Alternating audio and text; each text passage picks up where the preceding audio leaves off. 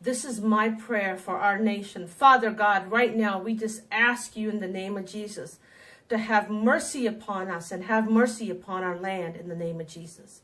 Amen. You can move a mountain, calm a stormy sea.